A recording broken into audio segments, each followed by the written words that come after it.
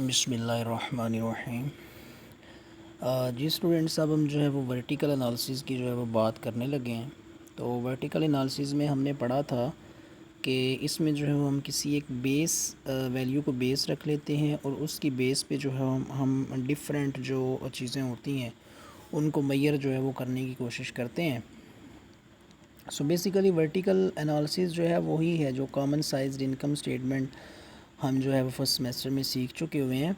सो यहाँ पे देखें जो है वो वही मैंने इनकम स्टेटमेंट का फॉर्मेट जो है वो बनाया। इसके मैंने 3 कॉलम्स बनाए। पहले में डिटेल्स लिखा और अमाउंट और उसके बाद परसेंटेज। तो देखें डिटेल्स वाले कॉलम में सबसे पहले मैंने लिखा हुआ सेल्स रेवेन्यू 1 लाख उसकी अमाउंट है। लेस करते हैं कॉस्ट ऑफ गुड्स सोल्ड जो कि 70,000 है।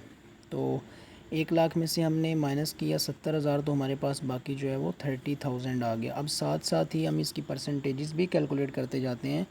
तो परसेंटेज कैलकुलेट करने का जो फार्मूला है वो ज़रा देख लें यहाँ पे। हमने कहा कि सेल की अगर परसेंटेज हमने कैलकुलेट करनी है तो sales divided by sales multiply by 100।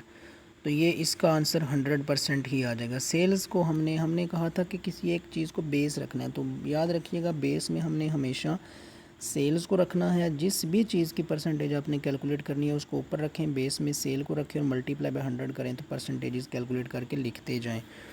उसके बाद less cost of goods sold है तो 70,000 वो हमने करना है माइनस। अब उसकी परसेंटेज कैसे कैलकुलेट करेंगे तो यहाँ पे देखें cost of goods sold percentage is equal to CGS, मतलब cost of goods sold divided by sales multiply by 100। तो हमारे पास 70% इसका जो है वो सेल्स का कास्ट ऑफ गुड्स सोल्ड आ जाएगी। माइनस किया 1 लाख में से 70,000 तो 30,000 हमारे पास ग्रॉस प्रॉफिट आ गया। ग्रॉस प्रॉफिट की परसेंटेज कैलकुलेट करने के का फार्मूला क्या है, gross profit percentage is equal to gross profit over sales multiply by 100। यहाँ पे आप एक चीज़ ऑब्जर्व कर रहे हैं कि हमने बेस में बटे में हमेशा सेल्स को रखा हुआ मल्टीप्लाई बाय 100, मतलब जिस भी चीज़ की परसेंटेज कैलकुलेट करनी है मल्टीप्लाई बाय 100 करना है और डिवाइडेड बाय सेल्स। ठीक है, तो ग्रॉस प्रॉफिट की परसेंटेज हमारे पास 30% आ गई। उसके बाद ऑपरेटिंग एक्सपेंसेस माइनस करने हैं। उसमें रिसर्च एंड डेवलपमेंट के 10,000 हैं वो माइनस किए। एडवर्टाइजिंग एक्सपेंसेस 3,000 वो माइनस किए। जनरल एंड एडमिनिस्ट्रेटिव एक्सपेंसेस 2,000 के हमने वो माइनस किए। तो हमारे पास ऑपरेटिंग इनकम आ गई 15,000। अब ये जो तीनों एक्सपेंसेस हैं R&D, एडवर्टाइजिंग एक्सपेंसेस और जनरल एंड एडमिनिस्ट्रेटिव, इन तीनों की परसेंटेजेस आप कैलकुलेट कर सकते हैं। कैसे, लेट्स सपोज करनी है R&D की, तो R&D divided by sales multiply by 100। इसी तरह एडवर्टाइजिंग के फाइंड करने हैं तो advertising expenses divided by sales multiply by 100, मतलब 3,000 बटा 1 लाख ज़रब 100।